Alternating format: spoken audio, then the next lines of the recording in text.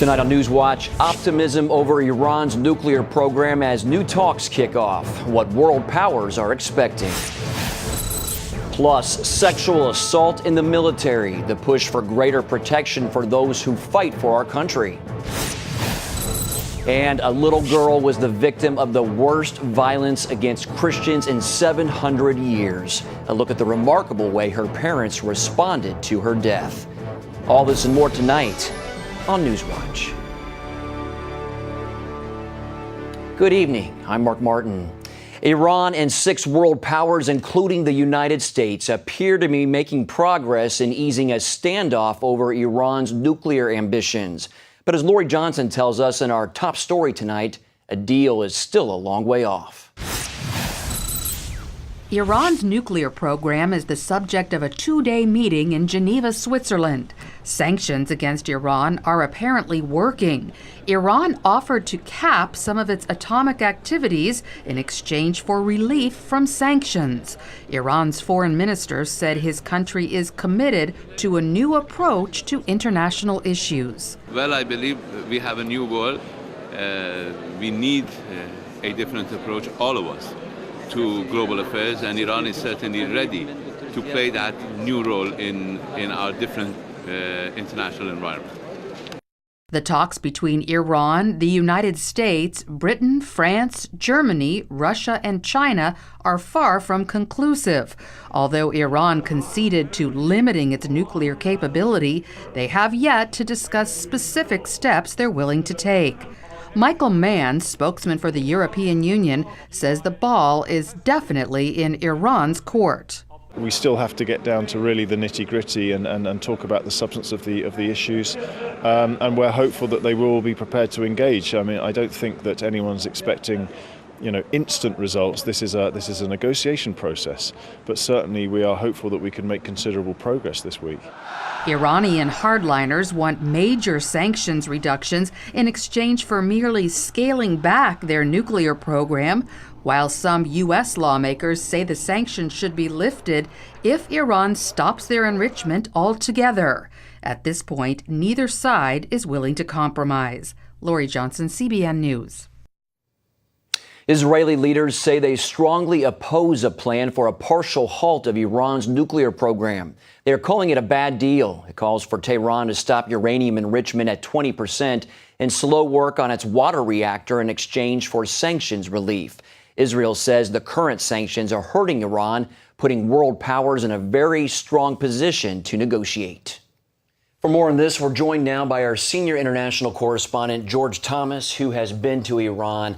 George, Israel keeps warning against cutting back sanctions on Iran. Explain their concern. Yeah, Benjamin Netanyahu said that this potential deal with Iran, he said, quote, would be a mistake of historic proportions. Look, here's the problem. What we're in essence calling the Iranians to do is to take a nuclear timeout. And the Israelis are concerned that in essence, this only freezes portion of Iran's program. It does nothing to dismantle or to roll back the Iranian program. And most experts today are talking about Iran being weeks away from, they say in their estimation, Iran has already crossed the point of no return and needs just a few weeks, in essence, to go nuclear if they choose to do so. Clearly, this is why Israel is very concerned. How effective are sanctions? Hey, look, I mean, they've been biting. There's no doubt about it. I mean, when I was in Iran back then, the sanctions were tough, but nothing like they are today. They are totally crippling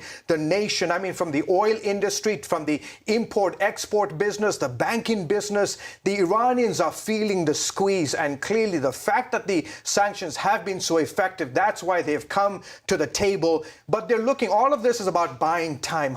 We're talking about weeks here, potentially months, and this is what they're looking for. Well, a newfound optimism over Iran's nuclear program surfaced when Hassan Rouhani was elected.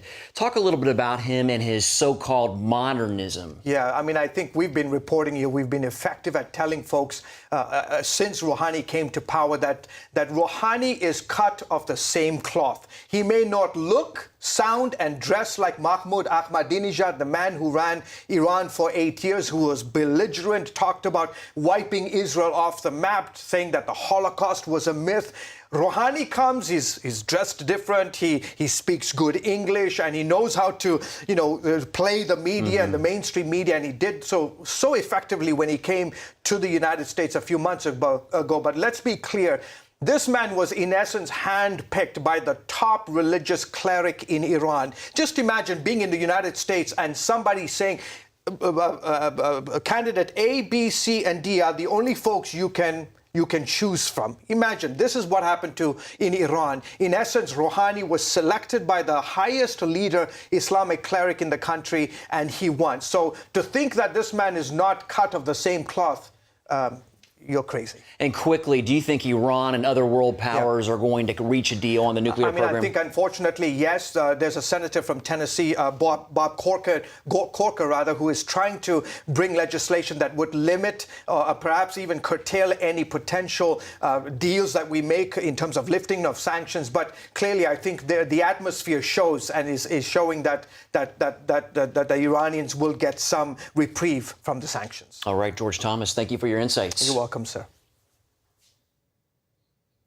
Secretary of State John Kerry will be back in Israel tomorrow for an additional meeting with Prime Minister Benjamin Netanyahu. Earlier this week, Kerry pledged America will send an additional $75 million in aid to Palestinians, hoping to bring them to Middle East peace talks. Thursday, he warned Israel that more violence will be the result of being unwilling to meet. However, Netanyahu says the unrest isn't coming from his country. I'm concerned about their progress because I see the Palestinians continuing with incitements, continuing to create artificial crises, continuing to avoid and run away from the historic decisions that are needed to make a genuine peace. Kerry met with Jordan's King Abdullah II today to get his support in the peace process. International weapons inspectors verify 22 of Syria's chemical sites have been dismantled. That just leaves one more for the experts to confirm destroyed. The Organization for the Prohibition of Chemical Weapons and the United Nations are working on the destruction of Syria's chemical arsenal.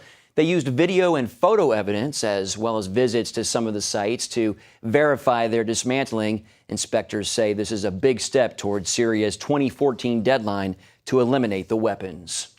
The Pakistani Taliban has chosen its next leader, the man who plotted the shooting of the school-aged activist Malala Yousafzai. Mullah Fazlallah has been picked to head the militant group and has quickly ruled out any peace talks with the Pakistani government. The appointment of this new so-called ruthless leader comes less than a week after a U.S. drone strike killed the former commander of the Pakistani Taliban. A new gay rights bill clears the Senate today. The Employment Non-Discrimination Act, or ENDA, passed with bipartisan support. It prevents employers with 15 or more workers from using sexual orientation or gender identity as the basis for hiring, firing, compensation, or promotion. It exempts religious institutions and the military. The bill's chances in the House are slim. Speaker John Boehner calls it unnecessary and says it will create costly, frivolous lawsuits. Lawmakers are demanding change on how the military deals with cases of sexual assault, wanting to see that change outside the chain of command.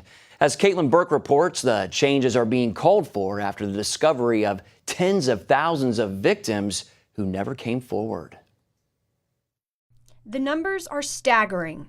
Last year alone, there were an estimated 26,000 cases of sexual assault in the military. Of those, only about 3,500 were reported. Senator Kirsten Gillibrand is pushing legislation that would dramatically change the way the military handles these cases. Too often, these brave men and women are in the fight of their life, and it is not on some far-off foreign soil. It's right within their own ranks, with their commanding officer, as victims of horrific acts of sexual violence. Gillibrand's proposal would take sexual assault cases outside the military chain of command, giving military prosecutors, rather than the commanders of the victims, the power to decide which cases to move forward with. There is no accountability because the trust that any justice is possible has been irreparably broken under the current system where commanders hold all the cards as to whether a case will move forward or not. But Pentagon officials are opposed to changes. Military leaders argue they must be the ones in charge of policing their ranks. Command authority is the most critical mechanism for ensuring discipline, accountability, and unit cohesion. Still, lawmakers say that hasn't been effective. Tea Party favorites Rand Paul and Ted Cruz are now backing Gillibrand's efforts. She needs 60 votes for the measure to pass the Senate. 46 senators are currently on board. Caitlin Burke, CBN News. Coming up, a look at the powerful way the Reverend Billy Graham will mark his 95th birthday. Hello? Is this thing on? Hey, kids, do you love games? And do you love discovering things? Yeah! Well, do ya? Then you're gonna love this. It's the new free Superbook Kids Bible app. You can play games, watch videos, find answers to your questions, and a whole lot more. The new Superbook Kids Bible app. Free downloads available on iTunes and Google Play now. It's hard trying to make ends meet. Stuck with no choices, I don't like defeat. By my side is where you'll stay. It will be a brand new day. Checking up is easy to do. Here's to freedom for me and you. By my side, it's here you'll stay. It's a brand new world today. In 2008, my husband Gary departed for heaven. I was still grieving. And then to find out I had cancer, I began praying, God, how do I do this? Where do I do this? Cancer Treatment Centers of America was the place. Dr. Neelam outlined a plan that would take care of my mind and my body, and she prayed with me. For Bible-believing Christians, we're able to pray with them in a much deeper way as they begin to really rely upon their faith.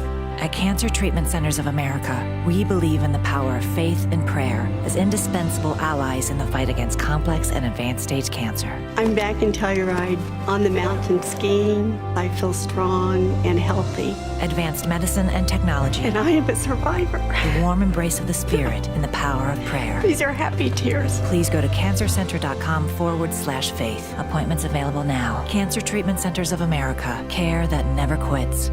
It's hard trying to make ends meet. Stuck with no choices, I don't like defeat. By my side is where you'll stay. It will be a brand new day. Checking up is easy to do. Here's to freedom for me and you. By my side, it's here you'll stay. It's a brand new world today. Welcome back. Evangelist Billy Graham turns 95 today, and he plans to ring in his next year by preaching what some predict could be his largest ever crusade. John Jessup recently sat down with Graham's son Franklin, who told us to expect the most powerful message Billy Graham has ever delivered. Franklin Graham marvels that even at age 95, his dad Billy hasn't lost his touch. He calls Thursday's televised sermon truly anointed. God has burdened my heart to use my energy to share this important message.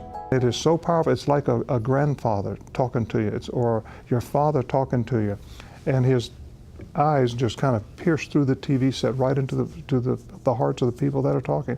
It's the most, or the people that listen, it's the most powerful message I think I've heard my father give. The crusade is called My Hope America. While it's aired in Latin America, this is the first broadcast to hit the States, a night when more than 200,000 volunteers open up their homes to friends, co-workers, and neighbors to watch Graham's pre-recorded message and testimonies from Christian music artists Lecrae and Lacey Sturm. After the telecast, the home hosts will share how Jesus gave them hope and invite others to make a life-changing decision. It's my hope and my prayer and my father's prayer is that there will be many tens of thousands of people on November the 7th who will confess their sins to God, ask for His forgiveness, and by faith believe on the name of Jesus Christ. Graham will take part too, surrounded by more than 800 guests at a birthday party in Asheville, North Carolina. Considered one of the world's most admired men, the preacher and pastor to presidents has also kept up with current events.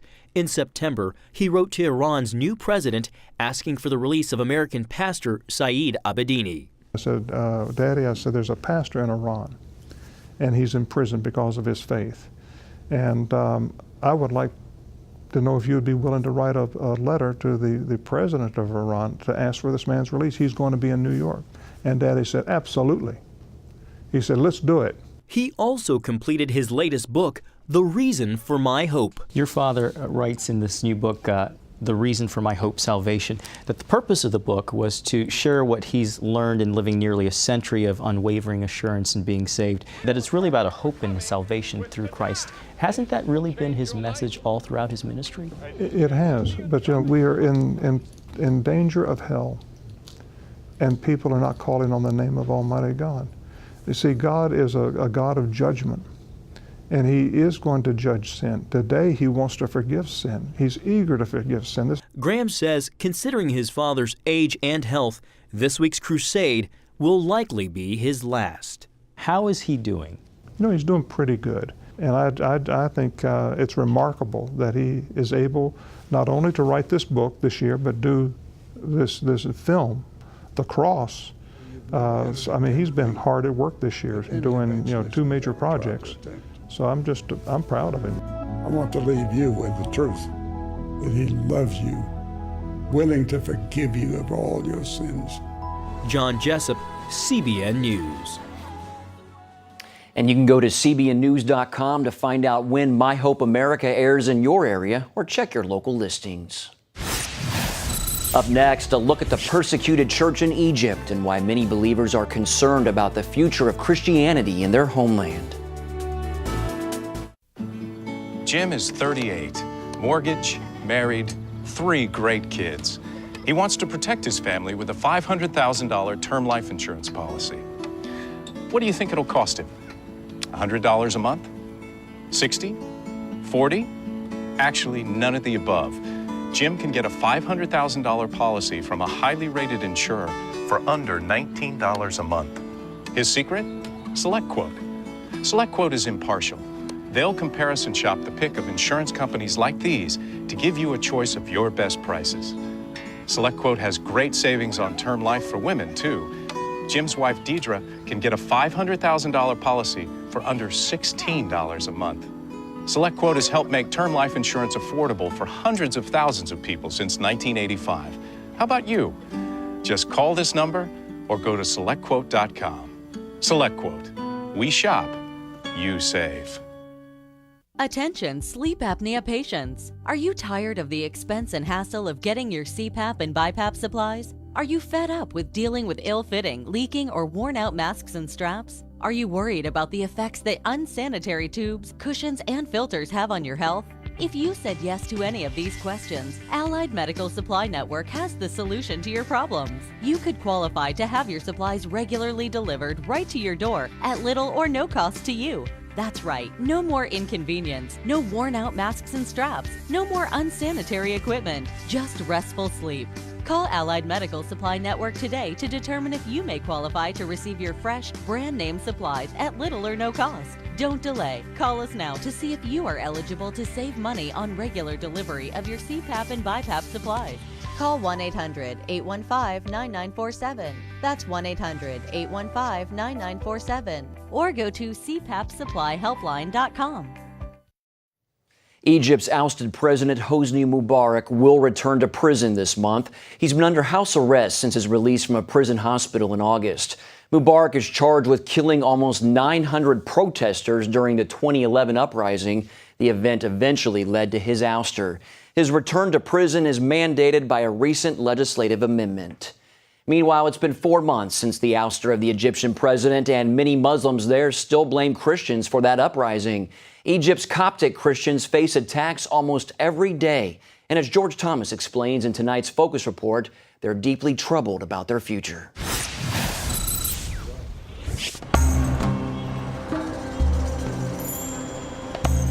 July 3rd, 2013. As the sun sets over Cairo, hundreds of thousands of Egyptians celebrate in Tahrir or Liberation Square. It was game over for Mohamed Morsi. The Chief Justice of the Supreme Constitutional Court will rule the country during the transitional period. Mohamed Morsi was an Islamist leader who had big dreams for Egypt.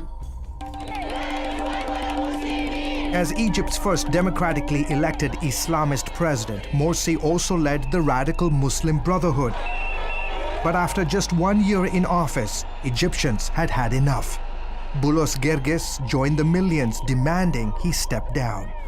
The Muslim Brotherhood believed Morsi was going to bring back the glory of Islam, purify Egypt of non-Muslims and turn it into an Islamic country. That worried Boulos because he's part of the 10% or so of Egypt's population that is Christian. Everyone knew we were also protesting against the Morsi government. Samir Abashkeron, a prominent Egyptian Christian, believes Morsi's removal was nothing short of a miracle. Christians felt like a heavy burden had been removed from our nation. We could never have imagined that such an outcome was possible, but we prayed and God answered. But then came the Islamic threats. We started hearing messages on television, in mosques and on the streets, people saying they were going to kill Christians for demonstrating against Morsi and the Brotherhood. They said our family, our children, our homes and businesses would be targets. And it turned out Egyptian Christians had every reason to be concerned. The streets were quiet that evening. I remember there weren't too many cars on the road, not a lot of people walking around. Boulos' wife was at home the evening they got the call that changed their lives forever. My friend was screaming on the phone, "Jesse has been shot. Jesse has been shot." The day was August 6th, around 7:15 in the evening. Jesse had just walked out of church, having finished 9 days of a 10-day vacation Bible school. She had walked down this very street, came to this spot that I'm standing at, and one single shot to the heart ended her life.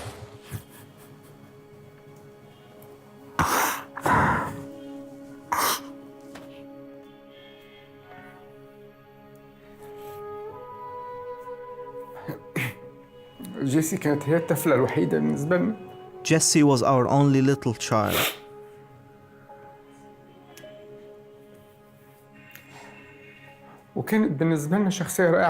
She was a wonderful person. She was only 10 years old. When she turned 10, I could see our little girl slowly turning into a beautiful young lady. She was my daughter. She was my friend. Though no one has claimed responsibility, Jessie's parents believe that she was killed because of her faith. Because we supported Morsi's removal and the army's crackdown on the Brotherhood, radical Muslims are now like bombs, ready to explode against Christians. That fury exploded days after Jessie's murder. On August 14th, hours after the army violently broke up 2 Brotherhood protest camps in Cairo, Morsi sympathizers launched revenge attacks against Christians. And when it was all over, they had destroyed more than 200 Christian-owned properties, some 43 churches seriously damaged. Shops, businesses, cars, and homes belonging to Christians were also targeted. Most of the attacks happened in central Egypt. It was the worst organized violence against Christians in 700 years. Dr. Sama Sadek, a Regent University grad and native of Egypt, says authorities did little to stop the attacks or to identify those responsible. Sadek is based in the US and travels frequently to Egypt. CBN News met him in Cairo while he ministered to pastors who had lost church buildings during the assault. Most of the pastors affected are so poor, so the Lord helps us through our friends in America to meet some of their financial and physical needs. The pastors are grateful that people in the US stood beside them during their trials. 4 months after Morsi's removal, people here are worried about an Islamic-led insurgency against Christians and the new government. On October 21st, masked gunmen riding a motorcycle pulled up to a Christian wedding at a church in Cairo and killed 4 people, including an 8-year-old girl. What is happening is targeting all of Egypt and not only the Christians. This is enough. People are getting sick and tired of this. With the specter of Christian violence still rising, Boulos and his wife resolved to minister to their countrymen. After Jesse's death, God gave us a bigger desire to pray for the terrorists and our country. Not just for Christians, but for Muslims too. Only God can open hearts and eyes to see truth and experience His love. George Thomas, CBN News, Cairo. Up next, see what stole the show at last night's CMA Awards. Announcing an important breakthrough in healthcare that can benefit everyone. If you or anyone you love needs affordable health insurance, regardless of a pre-existing medical condition, call Quick Insurance 123 today and get the immediate relief you deserve. Quick Insurance 123 was created to provide affordable health insurance to all uninsured Americans, with or without pre-existing conditions. This is not a discount card. This is a real insurance program that lets you choose from many affordable health plans, with access to doctors, hospitals, emergency services, and more. So call the number on your screen now and get the health coverage you need, just for calling. As a special bonus, we'll send you a free prescription savings card that could save you up to 85% on your prescriptions. That's right, you could save up to 85% on your prescriptions just for calling. Call Quick Insurance 123 to find out how you can get affordable health insurance and receive your free prescription savings card just for calling. Don't wait. Getting a free quote is as easy as 1, 2, 3. Call today. Attention sleep apnea patients. Are you tired of the expense and hassle of getting your CPAP and BiPAP supplies? Are you fed up with dealing with ill-fitting, leaking, or worn-out masks and straps? Are you worried about the effects that unsanitary tubes, cushions, and filters have on your health?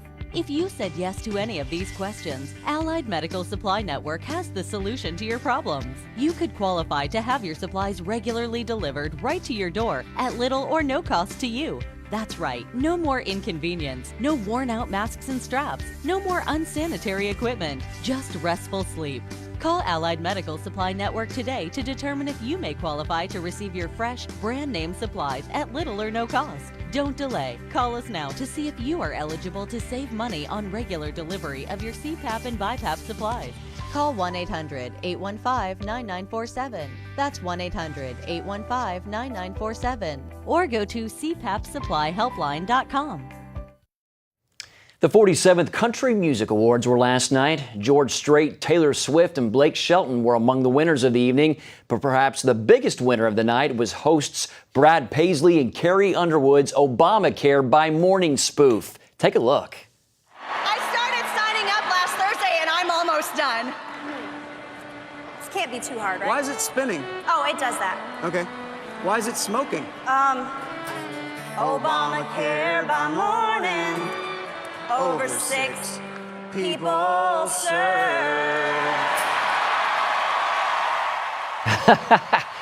I'll tell you what, that's a creative. The show-stealing song was a spinoff of George Strait's famous Amarillo by Morning song. And if you'd like to see the entire spoof, you can find it at a link at our website, cbnnews.com. Thanks for watching. Good night.